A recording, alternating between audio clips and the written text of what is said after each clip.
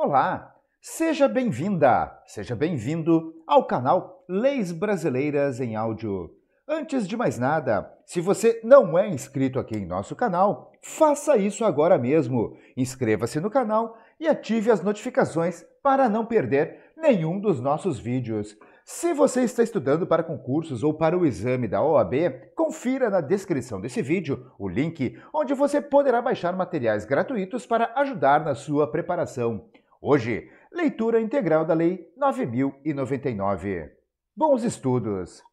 Lei número 9.099, de 26 de setembro de 1995, dispõe sobre os juizados especiais cíveis e criminais e dá outras providências. Capítulo 1. Disposições gerais. Artigo 1º. Os juizados especiais cíveis e criminais, órgãos da justiça ordinária, serão criados pela União, no Distrito Federal e nos territórios, e pelos estados, para conciliação, processo, julgamento e execução nas causas de sua competência. Artigo 2º. O processo orientar-se-á pelos critérios da oralidade, simplicidade, informalidade, economia processual e celeridade, buscando sempre que possível a conciliação ou transação. Capítulo 2. Dos juizados especiais cíveis. Seção 1. Da competência. Artigo 3º.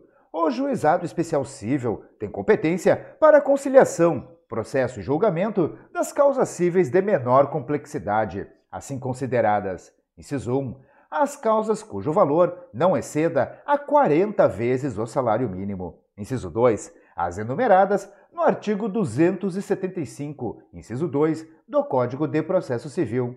Inciso 3. A ação de despejo para uso próprio. Inciso 4. As ações possessórias sobre bens imóveis de valor não excedente ao fixado no inciso 1 deste artigo. Parágrafo 1º. Compete ao juizado especial promover a execução, inciso 1, dos seus julgados, inciso 2, dos títulos executivos extrajudiciais, no valor de até 40 vezes o salário mínimo, observado o disposto no parágrafo 1º do artigo 8º desta lei. Parágrafo 2º. Ficam excluídas da competência do juizado especial as causas de natureza alimentar, falimentar, fiscal e de interesse da Fazenda Pública, e também as relativas a acidente de trabalho, a resíduos e ao estado e capacidade das pessoas, ainda que de cunho patrimonial. Parágrafo 3º. A opção pelo procedimento previsto nesta lei importará em renúncia ao crédito excedente ao limite estabelecido neste artigo, excetuada a hipótese de conciliação. Artigo 4º. É competente para as causas previstas nesta lei o juizado do foro, inciso 1, do domicílio do réu ou, a critério do autor, do local onde aquele exerça atividades profissionais ou econômicas ou mantenha estabelecimento, filial, agência, sucursal ou escritório. Inciso 2. Do lugar onde a obrigação deva ser satisfeita. Inciso 3. Do domicílio do autor ou do local do ato ou fato nas ações para reparação de dano de qualquer natureza. Parágrafo único. Em qualquer hipótese, poderá a ação ser proposta no foro previsto no inciso 1 deste artigo. Seção 2. Do juiz, dos conciliadores e dos juízes leigos. Artigo 5º. O juiz dirigirá o processo com liberdade para determinar as provas a serem produzidas, para apreciá-las e para dar especial valor às regras de experiência comum ou técnica. Artigo 6º. O juiz adotará em cada caso a decisão que reputar mais justa e equânime, atendendo aos fins sociais da lei e às exigências do bem comum. Artigo 7º. Os conciliadores e juízes leigos são auxiliares da justiça, recrutados, os primeiros, preferentemente, entre os bacharéis em direito e os segundos, entre advogados com mais de 5 anos de experiência. Parágrafo único. Os juízes leigos ficarão impedidos de exercer a advocacia perante os juizados especiais, enquanto no desempenho de suas funções. Seção 3. Das partes. Artigo 8º. Não poderão ser partes, no processo instituído por esta lei, o incapaz, o preso, as pessoas jurídicas de direito público, as empresas públicas da União, a massa falida e o insolvente civil. Parágrafo 1º. Somente serão admitidas a propor ação perante o juizado especial. Inciso 1. As pessoas físicas capazes, excluídos os cessionários de direitos de pessoas jurídicas. Inciso 2. As pessoas enquadradas como microempreendedores individuais, microempresas e empresas de pequeno porte, na forma da Lei Complementar número 123, de 14 de dezembro de 2006. Inciso 3. As pessoas jurídicas qualificadas como organização da sociedade civil de interesse público, nos termos da Lei nº 9.790, de 23 de março de 1999. Inciso 4. As sociedades de crédito ao microempreendedor, nos termos do artigo 1º da Lei nº 10.194, de 14 de fevereiro de 2001. Parágrafo 2º. O maior de 18 anos poderá ser autor, independentemente de assistência, inclusive para fins de conciliação. Artigo 9º. Nas causas de valor até 20 salários mínimos, as partes comparecerão pessoalmente, podendo ser assistidas por advogado. Nas de valor superior, a assistência é obrigatória. Parágrafo 1º. Sendo facultativa a assistência se uma das partes comparecer assistida por advogado ou se o réu for pessoa jurídica ou firma individual, terá a outra parte, se quiser, assistência judiciária prestada por órgão instituído junto ao juizado especial, na forma da lei local. Parágrafo 2º. O juiz alertará as partes da conveniência do patrocínio por advogado, quando a causa o recomendar. Parágrafo 3º. O mandato ao advogado poderá ser verbal, salvo quanto aos poderes especiais. Parágrafo 4º. O réu, sendo pessoa jurídica ou titular de firma individual, poderá ser representado por preposto credenciado, munido de carta de preposição, com poderes para transigir, sem haver necessidade de vínculo empregatício. Artigo 10. Não se admitirá, no processo, qualquer forma de intervenção de terceiro nem de assistência. Admitir-se-á o litisconsórcio. Artigo 11. O Ministério Público intervirá nos casos previstos em lei. Seção 4. Dos atos processuais. Artigo 12.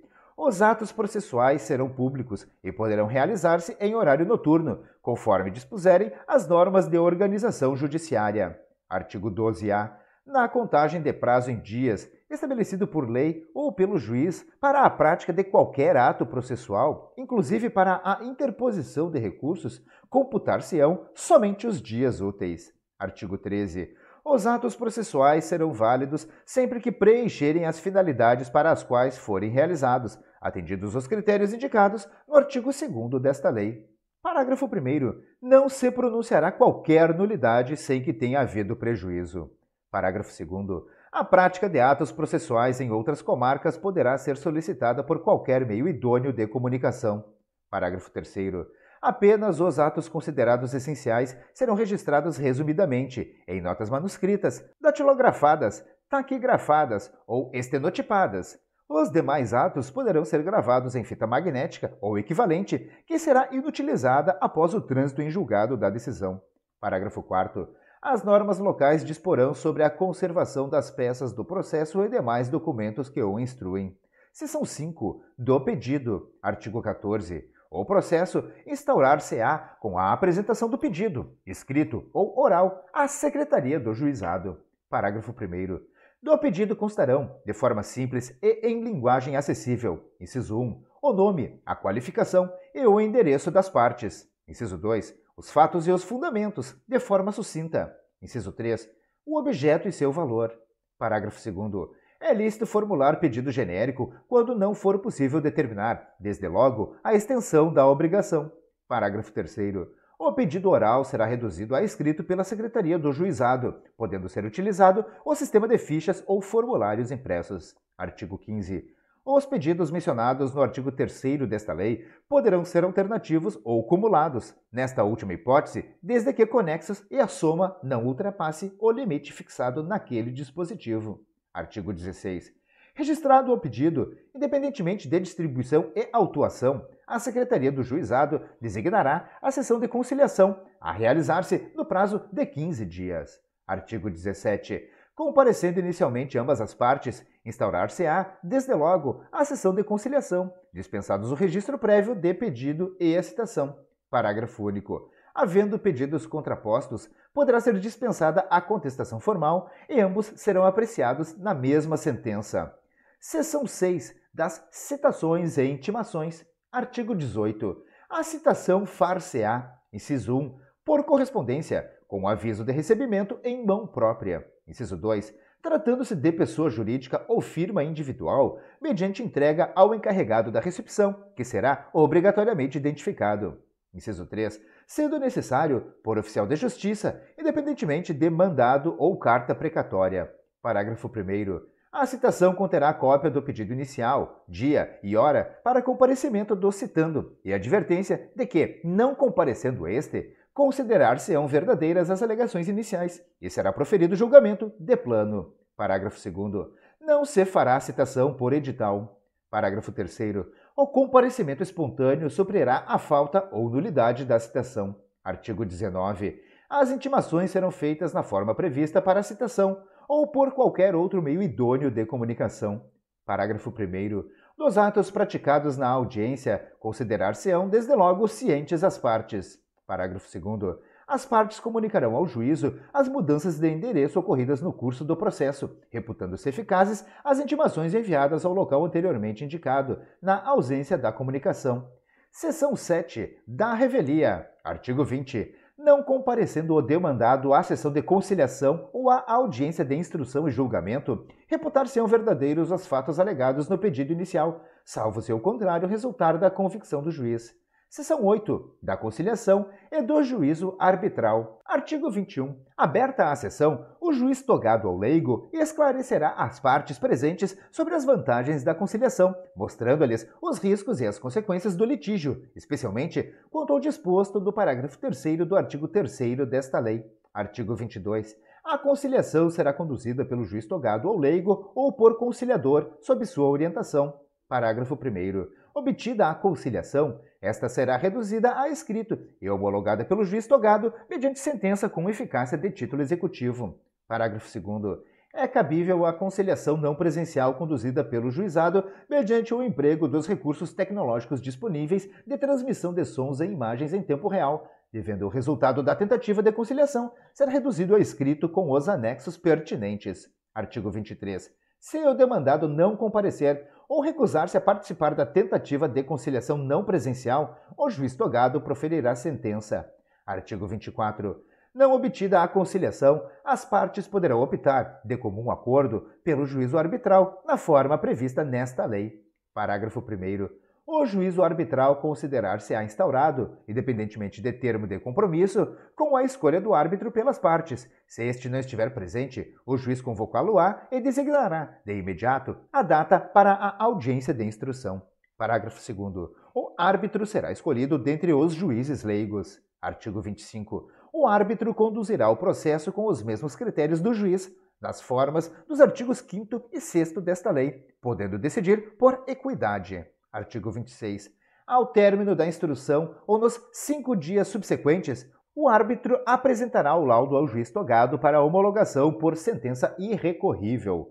Seção 9. Da instrução e julgamento. Artigo 27. Não instituído o juízo arbitral, proceder-se-á imediatamente à audiência de instrução e julgamento, desde que não resulte prejuízo para a defesa. Parágrafo único. Não sendo possível a sua realização imediata, será a audiência designada para um dos 15 dias subsequentes, cientes, desde logo, as partes e testemunhas eventualmente presentes. Artigo 28. Na audiência de instrução e julgamento, serão ouvidas as partes, colhida a prova e, em seguida, proferida a sentença. Artigo 29. Serão decididos de plano todos os incidentes que possam interferir no regular prosseguimento da audiência. As demais questões serão decididas na sentença. Parágrafo único. Sobre os documentos apresentados por uma das partes, manifestar-se-á imediatamente a parte contrária, sem interrupção da audiência. Seção 10. Da resposta do réu. Artigo 30. A contestação, que será oral ou escrita, conterá toda a matéria de defesa, exceto a arguição de suspeição ou impedimento do juiz, que se processará na forma da legislação em vigor. Artigo 31. Não se admitirá a reconvenção. É lícito ao réu, na contestação, formular pedido em seu favor, dos limites do artigo 3º desta lei, desde que fundados nos mesmos fatos que constituem objeto da controvérsia. Parágrafo único. O autor poderá responder ao pedido do réu na própria audiência ou requerer a designação da nova data, que será desde logo fixada, cientes todos os presentes. Seção 11. Das provas. Artigo 32. Todos os meios de prova moralmente legítimos, ainda que não especificados em lei, são hábeis para provar a veracidade dos fatos alegados pelas partes. Artigo 33. Todas as provas serão produzidas na audiência de instrução e julgamento, ainda que não requeridas previamente, podendo o juiz limitar ou excluir as que considerar excessivas, impertinentes ou protelatórias. Artigo 34. As testemunhas, até o máximo de 3 para cada parte, comparecerão à audiência de instrução e julgamento levadas pela parte que as tenha arrolado, independentemente de intimação, ou mediante esta, se assim for requerido. Parágrafo 1º. O requerimento para intimação das testemunhas será apresentado à Secretaria, no mínimo, 5 dias antes da audiência de instrução e julgamento. Parágrafo 2º. Não comparecendo a testemunha intimada, o juiz poderá determinar sua imediata condução, valendo-se, se necessário, do concurso da força pública. Artigo 35. Quando a prova do fato exigir, o juiz poderá inquirir técnicos de sua confiança, permitida às partes a apresentação de parecer técnico. Parágrafo único. No curso da audiência, poderá o juiz, de ofício ou a requerimento das partes, realizar inspeção em pessoas ou coisas, ou determinar que o faça pessoa de sua confiança, que lhe relatará informalmente o verificado. Artigo 36. A prova oral não será reduzida a escrito, devendo a sentença referir, no essencial, os informes trazidos nos depoimentos. Artigo 37. A instrução poderá ser dirigida por juiz leigo, sob a supervisão de juiz togado. Seção 12. Da sentença. Artigo 38. A sentença mencionará os elementos de convicção do juiz, com breve resumo dos fatos relevantes ocorridos em audiência, dispensado o relatório. Parágrafo único. Não se admitirá sentença condenatória por quantia ilíquida, ainda que genérico o pedido. Artigo 39. É ineficaz a sentença condenatória na parte que exceder a alçada estabelecida nesta lei. Artigo 40. O juiz leigo que tiver dirigido a instrução proferirá sua decisão e imediatamente a submeterá ao juiz togado, que poderá homologá-la, proferir outra em substituição ou, antes de se manifestar, determinar a realização de atos probatórios indispensáveis. Artigo 41. Da sentença, excetuada a homologatória de conciliação ou laudo arbitral, caberá recurso para o próprio juizado. Parágrafo 1º. O recurso será julgado por uma turma composta por 3 juízes togados, em exercício no primeiro grau de jurisdição, reunidos na sede do juizado. Parágrafo 2º. No recurso, as partes serão obrigatoriamente representadas por advogado. Artigo 42. O recurso será interposto no prazo de 10 dias, contados da ciência da sentença, por petição escrita, da qual constarão as razões e o pedido do recorrente. Parágrafo 1º. O preparo será feito, independentemente de intimação, nas 48 horas seguintes à interposição, sob pena de deserção. Parágrafo 2º. Após o preparo, a Secretaria intimará o recorrido para oferecer resposta escrita no prazo de 10 dias. Artigo 43. O recurso terá somente efeito devolutivo, podendo o juiz dar-lhe efeito suspensivo, para evitar dano irreparável para a parte. Artigo 44. As partes poderão requerer a transcrição da gravação da fita magnética a que alude o parágrafo 3º do artigo 13 desta lei, correndo por conta do requerente as despesas respectivas. Artigo 45. As partes serão intimadas da data da sessão de julgamento. Artigo 46. O julgamento em segunda instância constará apenas da ata, com a indicação suficiente do processo, fundamentação sucinta e parte dispositiva. Se a sentença for confirmada pelos próprios fundamentos, a súmula do julgamento servirá de acórdão. O artigo 47 foi vetado. Seção 13. Dos embargos de declaração. Artigo 48. Caberão embargos de declaração contra a sentença ou acórdão nos casos previstos no Código de Processo Civil. Parágrafo único. Os erros materiais podem ser corrigidos de ofício. Artigo 49. Os embargos de declaração serão interpostos por escrito ou oralmente, no prazo de 5 dias, contados da ciência da decisão. Artigo 50. Os embargos de declaração interrompem o prazo para a interposição do recurso. Seção 14. Da extinção do processo sem julgamento do mérito. Artigo 51. Extingue-se o processo, além dos casos previstos em lei. Inciso 1. Quando o autor deixar de comparecer a qualquer das audiências do processo. Inciso 2. Quando inadmissível o procedimento instituído por esta lei ou seu prosseguimento após a conciliação. Inciso 3. Quando for reconhecida a incompetência territorial. Inciso 4. Quando sobrevier qualquer dos impedimentos previstos no artigo 8º desta lei. Inciso 5. Quando falecido o autor, a habilitação depender de sentença ou não ceder no prazo de 30 dias. Inciso 6. Quando falecido o réu, o autor não promover a citação dos sucessores no prazo de 30 dias da ciência do fato. Parágrafo 1º. A extinção do processo independerá, em qualquer hipótese, de prévia intimação pessoal das partes. Parágrafo 2º. No caso do inciso 1 deste artigo, quando comprovar que a ausência decorre de força maior, a parte poderá ser isentada, pelo juiz, do pagamento das custas. Seção 15. Da execução. Artigo 52. A execução da sentença processar-se-á no próprio juizado, aplicando-se, no que couber, o disposto no Código de Processo Civil, com as seguintes alterações. Inciso 1. As sentenças serão necessariamente líquidas, contendo a conversão em bônus do Tesouro Nacional, BTN, ou índice equivalente. Inciso 2. Os cálculos de conversão de índices, de honorários, de juros e de outras parcelas serão efetuados por servidor judicial. Inciso 3. A intimação da sentença será feita, sempre que possível, na própria audiência em que for proferida. Nessa intimação, o vencido será instado a cumprir a sentença tão logo ocorra seu trânsito em julgado e advertido dos efeitos do seu descumprimento. Inciso 5. Inciso 4. Não cumprida voluntariamente a sentença transitada em julgado e tendo havido solicitação do interessado, que poderá ser verbal, proceder-se-á desde logo à execução, dispensada a nova citação. Inciso 5. Nos casos de obrigação de entregar, de fazer ou de não fazer, o juiz, na sentença ou na fase de execução, combinará a multa diária arbitrada de acordo com as condições econômicas do devedor para a hipótese de inadimplemento. Não cumprida a obrigação, o credor poderá requerer a elevação da multa ou a transformação da condenação em perdas e danos, que o juiz de imediato arbitrará, seguindo-se a execução por quantia certa, incluída a multa vencida de obrigação de dar, quando evidenciada a malícia do devedor na execução do julgado.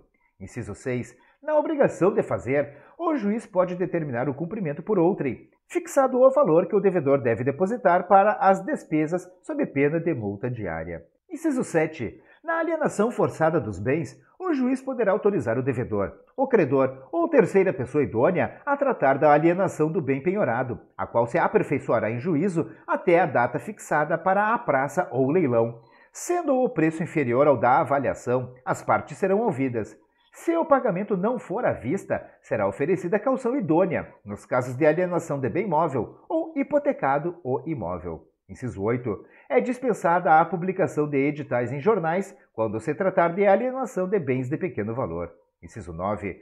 O devedor poderá oferecer embargos nos autos da execução, versando sobre, alínea A, falta ou nulidade da citação no processo, se ele correu à revelia. Alínea B, manifesto excesso de execução.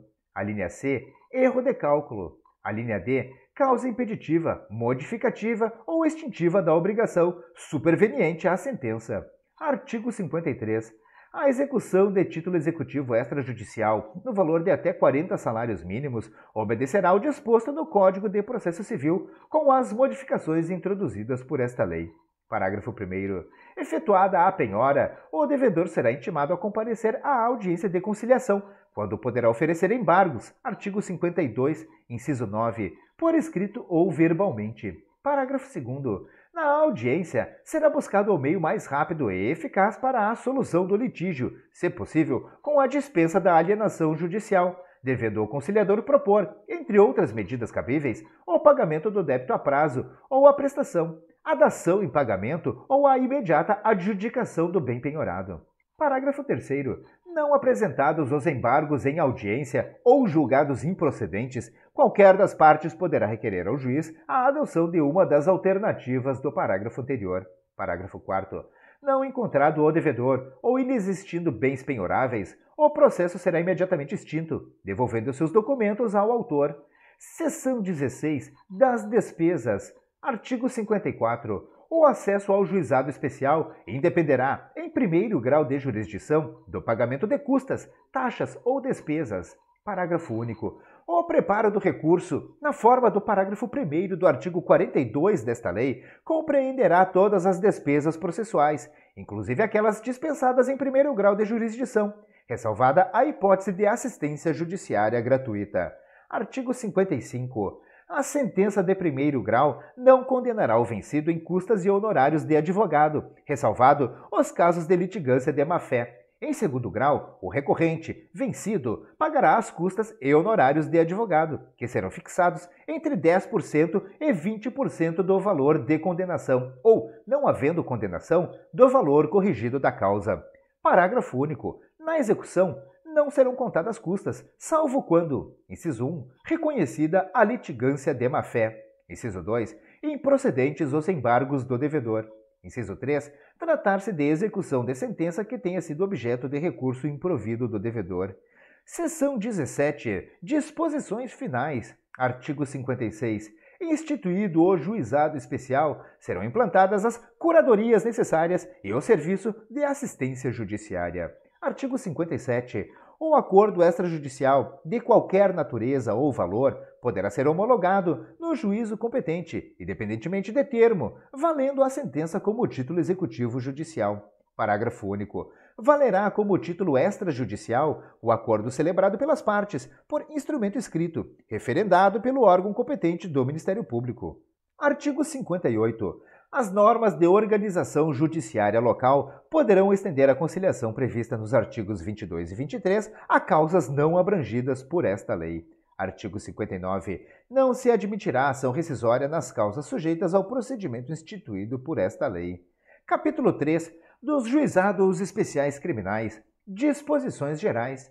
Artigo 60. O juizado especial criminal, provido por juízes togados ou togados e leigos, tem competência para a conciliação, o julgamento e a execução das infrações penais de menor potencial ofensivo, respeitadas as regras de conexão e continência. Parágrafo único. Na reunião de processos perante o juízo comum ou o tribunal do júri, decorrentes da aplicação das regras de conexão e continência, observar-se-ão os institutos da transação penal e da composição dos danos civis. Artigo 61. Consideram-se infrações penais de menor potencial ofensivo, para os efeitos desta lei, as contravenções penais e os crimes a que a lei comine pena máxima não superior a 2 anos, cumulada ou não com multa. Artigo 62. O processo perante o juizado especial orientar-se-á pelos critérios da oralidade, simplicidade, informalidade, economia processual e celeridade, objetivando, sempre que possível, a reparação dos danos sofridos pela vítima e a aplicação de pena não privativa de liberdade. Seção 1. Da competência e dos atos processuais. Artigo 63. A competência do juizado será determinada pelo lugar em que foi praticada a infração penal. Artigo 64. Os atos processuais serão públicos e poderão realizar-se em horário noturno e em qualquer dia da semana, conforme dispuserem as normas de organização judiciária. Artigo 65. Os atos processuais serão válidos sempre que preencherem as finalidades para as quais foram realizados, atendidos os critérios indicados no artigo 62 desta lei. Parágrafo 1º. Não se pronunciará qualquer nulidade sem que tenha havido prejuízo. Parágrafo 2º. A prática de atos processuais em outras comarcas poderá ser solicitada por qualquer meio hábil de comunicação. Parágrafo 3º. Serão objeto de registro escrito exclusivamente os atos havidos por essenciais. Os atos realizados em audiência de instrução e julgamento poderão ser gravados em fita magnética ou equivalente. Artigo 66. A citação será pessoal e far-se-á no próprio juizado, sempre que possível, ou por mandado. Parágrafo único. Não encontrado o acusado para ser citado, o juiz encaminhará as peças existentes ao juízo comum para adoção do procedimento previsto em lei. Artigo 67. A intimação far-se-á por correspondência, com aviso de recebimento pessoal, ou, tratando-se de pessoa jurídica ou firma individual, mediante entrega ao encarregado da recepção, que será obrigatoriamente identificado, ou, sendo necessário, por oficial de justiça, independentemente de mandado ou carta precatória, ou por qualquer meio idôneo de comunicação. Parágrafo único. Dos atos praticados em audiência, considerar-se-ão desde logo cientes as partes, os interessados e defensores. Artigo 68. Do ato de intimação do autor do fato e do mandado de citação do acusado, constará a necessidade de seu comparecimento acompanhado de advogado, com a advertência de que, na sua falta, ser-lhe-á designado defensor público. Seção 2. Na fase preliminar, Artigo 69. A autoridade policial que tomar conhecimento da ocorrência lavrará termo circunstanciado e o encaminhará imediatamente ao juizado, com o autor do fato e a vítima, providenciando-se as requisições dos exames periciais necessários. Parágrafo único. Ao autor do fato que, após a lavratura do termo, for imediatamente encaminhado ao juizado ou assumir o compromisso de a ele comparecer, não se imporá prisão em flagrante, nem se exigirá fiança. Em caso de violência doméstica, o juiz poderá determinar, como medida de cautela, seu afastamento do lar, domicílio ou local de convivência com a vítima. Artigo 70. Comparecendo o autor do fato e a vítima, e não sendo possível a realização imediata da audiência preliminar, será designada a data próxima, da qual ambos sairão cientes. Artigo 71. Na falta do comparecimento de qualquer dos envolvidos, a Secretaria providenciará sua intimação e, se for o caso, a do responsável civil, na forma dos artigos 67 e 68 desta lei. Artigo 72. Na audiência preliminar, presente o representante do Ministério Público, o autor do fato e a vítima e, se possível, o responsável civil, acompanhados por seus advogados, o juiz esclarecerá sobre a possibilidade da composição dos danos e da aceitação da proposta de aplicação imediata de pena não privativa de liberdade. Artigo 73. A conciliação será conduzida pelo juiz ou por conciliador sob sua orientação. Parágrafo único. Os conciliadores são auxiliares da Justiça, recrutados na forma da lei local, preferentemente entre bacharéis em direito, excluídos os que exerçam funções na administração da Justiça Criminal. Artigo 74. A composição dos danos civis será reduzida a escrito e homologada pelo juiz mediante sentença irrecorrível. Terá eficácia de título a ser executado no juízo civil competente. Parágrafo único. Tratando-se de ação penal de iniciativa privada ou de ação penal pública condicionada à representação, o acordo homologado acarreta a renúncia ao direito de queixa ou representação. Artigo 75. Não obtida a composição dos danos civis, será dada imediatamente ao ofendido a oportunidade de exercer o direito de representação verbal, que será reduzido a termo. Parágrafo único. O não oferecimento da representação na audiência preliminar não implica decadência do direito, que poderá ser exercido no prazo previsto em lei. Artigo 76. Havendo representação ou tratando-se de crime de ação penal pública incondicionada, não sendo o caso de arquivamento, o Ministério Público poderá propor a aplicação imediata de pena restritiva de direitos ou multas, a ser especificada na proposta. Parágrafo 1º. Nas hipóteses de ser a pena de multa a única aplicável, o juiz poderá reduzi-la até a metade. Parágrafo 2º. Não se admitirá a proposta se ficar comprovado, inciso 1, ter sido o autor da infração condenado, pela prática de crime, a pena privativa da liberdade, por sentença definitiva. Inciso 2. Ter sido o agente beneficiado anteriormente, no prazo de 5 anos, pela aplicação de pena restritiva ou multa, nos termos deste artigo. Inciso 3. Não indicar os antecedentes, a conduta social e a personalidade do agente, bem como os motivos e as circunstâncias, ser necessária e suficiente a adoção da medida. Parágrafo 3º. Aceita a proposta pelo autor da infração e seu defensor, será submetida à apreciação do juiz. Parágrafo 4º. Acolhendo a proposta do Ministério Público aceita pelo autor da infração, o juiz aplicará a pena restritiva de direitos ou multa, que não importará em reincidência, sendo registrada apenas para impedir novamente o mesmo benefício no prazo de 5 anos. Parágrafo 5º. Na sentença prevista no parágrafo anterior, caberá a apelação referida no artigo 82 desta lei. Parágrafo 6º. A imposição da sanção de que trata o parágrafo 4º deste artigo não constará de certidão de antecedentes criminais, salvo para os fins previstos no mesmo dispositivo, e não terá efeitos civis, cabendo aos interessados propor ação cabível no juizado civil.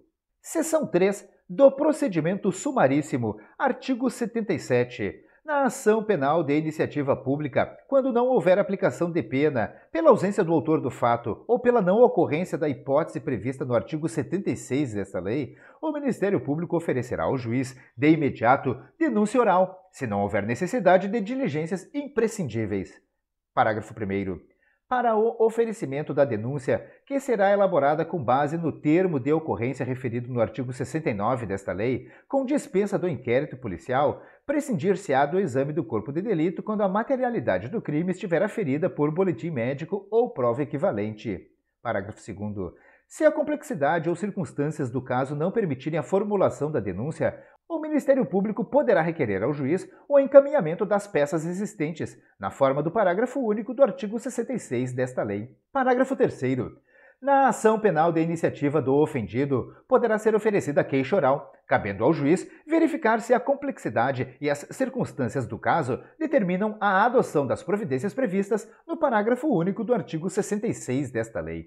Artigo 78. Oferecida a denúncia ou queixa, será reduzida a termo, entregando-se cópia ao acusado, que com ela ficará citado e imediatamente cientificado da designação de dia e hora para a audiência de instrução e julgamento, da qual também tomarão ciência o Ministério Público, o ofendido, o responsável civil e seus advogados. Parágrafo 1º.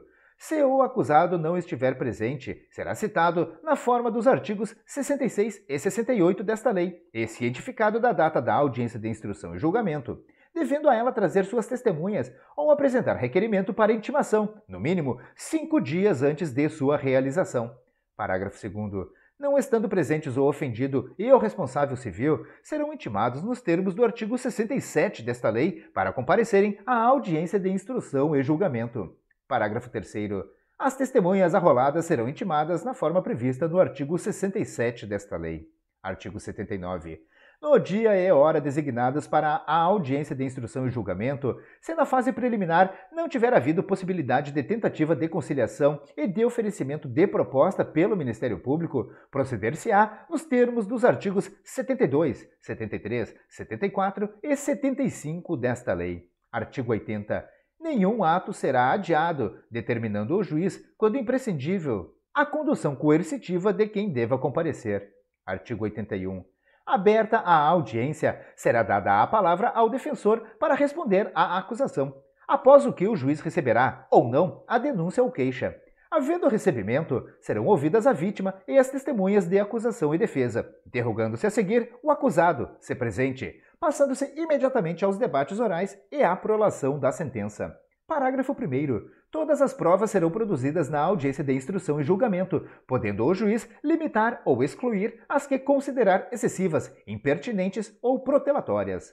Parágrafo 1º-A. Durante a audiência, todas as partes e demais sujeitos processuais presentes no ato deverão respeitar a dignidade da vítima, sob pena de responsabilização civil, penal e administrativa, cabendo ao juiz garantir o cumprimento do disposto neste artigo, vedadas: inciso 1. A manifestação sobre circunstâncias ou elementos alheios aos fatos objeto de apuração nos autos. Inciso 2. A utilização de linguagem, de informações ou de material que ofendam a dignidade da vítima ou de testemunhas. Parágrafo 2º. De todo o ocorrido na audiência será lavrado termo, assinado pelo juiz e pelas partes, contendo breve resumo dos fatos relevantes ocorridos em audiência e a sentença. Parágrafo 3º. A sentença, dispensado o relatório, mencionará os elementos de convicção do juiz. Artigo 82.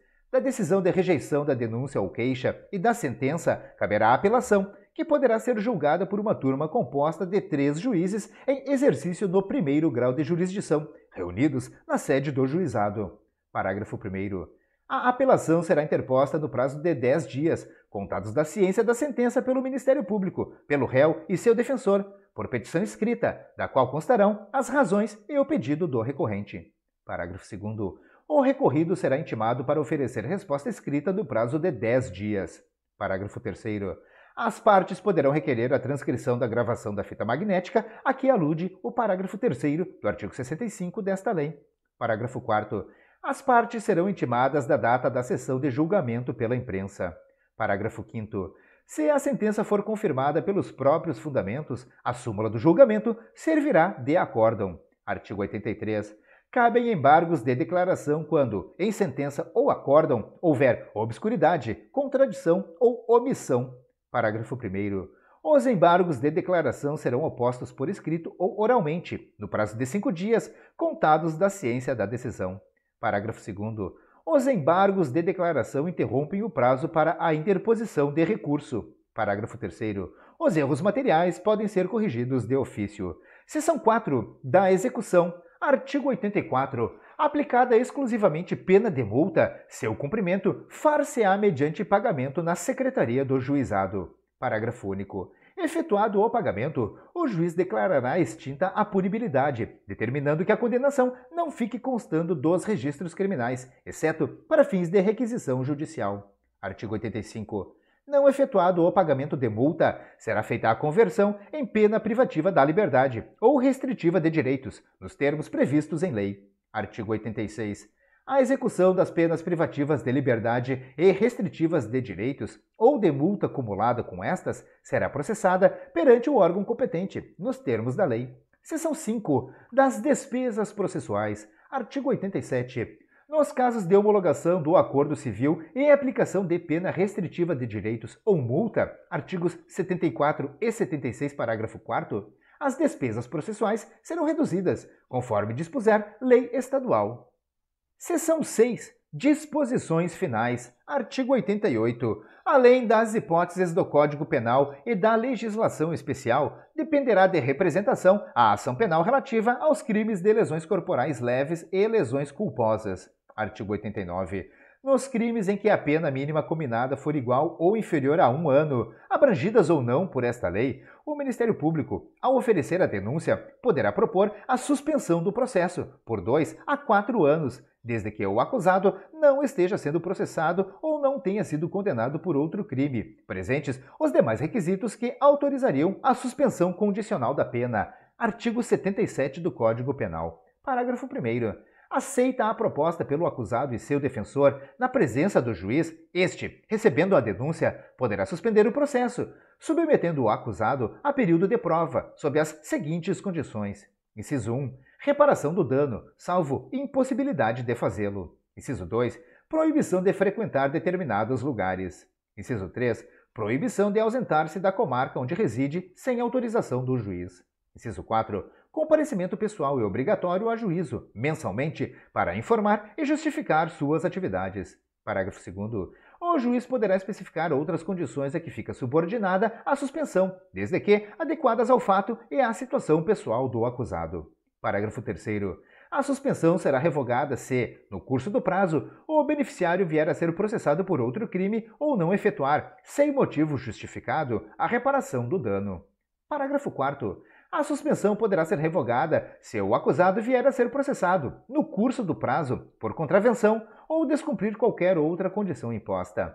Parágrafo 5º. Expirado o prazo sem revogação, o juiz declarará extinta a punibilidade. Parágrafo 6º. Não correrá a prescrição durante o prazo de suspensão do processo. Parágrafo 7º. Se o acusado não aceitar a proposta prevista neste artigo, o processo prosseguirá em seus ulteriores termos. Artigo 90. As disposições desta lei não se aplicam aos processos penais cuja instrução já estiver iniciada. Artigo 90-A. As disposições desta lei não se aplicam no âmbito da Justiça Militar. Artigo 91. Nos casos em que esta lei passa a exigir representação para a propositura da ação penal pública, o ofendido ou seu representante legal será intimado para oferecê-la no prazo de 30 dias, sob pena de decadência. Artigo 92. Aplicam-se subsidiariamente as disposições dos Códigos Penal e de Processo Penal, no que não forem incompatíveis com esta lei. Capítulo 4. Disposições finais comuns. Artigo 93. Lei estadual disporá sobre o sistema de juizados especiais civis e criminais, sua organização, composição e competência. Artigo 94. Os serviços de cartório poderão ser prestados e as audiências realizadas fora da sede da comarca, em bairros ou cidades a ela pertencentes, ocupando instalações de prédios públicos, de acordo com audiências previamente anunciadas.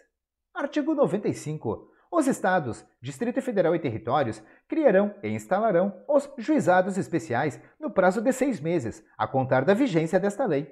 Parágrafo único. No prazo de 6 meses contado da publicação desta lei, serão criados e instalados os juizados especiais itinerantes, que deverão dirimir, prioritariamente, os conflitos existentes nas áreas rurais ou nos locais de menor concentração populacional. Artigo 96. Esta lei entra em vigor no prazo de 60 dias após a sua publicação. Artigo 97. ficam revogadas a Lei nº 4.611, de 2 de abril de 1965, e a Lei nº 7.244, de 7 de novembro de 1984. Brasília, 26 de setembro de 1995. Encerramos, neste momento, a leitura integral da Lei nº 9.099, a Lei dos Juizados Especiais Cíveis e Criminais. Espero mesmo que esse vídeo possa te ajudar de qualquer maneira. Se você gostou desse vídeo, curta e compartilhe à vontade. Não se esqueça, mostre seu apoio, inscreva-se no canal e ative as notificações para não perder nenhum dos conteúdos. Deixe aqui nos comentários suas críticas, elogios e sugestões para os próximos vídeos aqui do canal Leis Brasileiras em Áudio. Gostaríamos muito de saber a sua opinião. Como sempre, eu desejo a você sucesso e prosperidade na sua vida. Um forte abraço e até o próximo vídeo.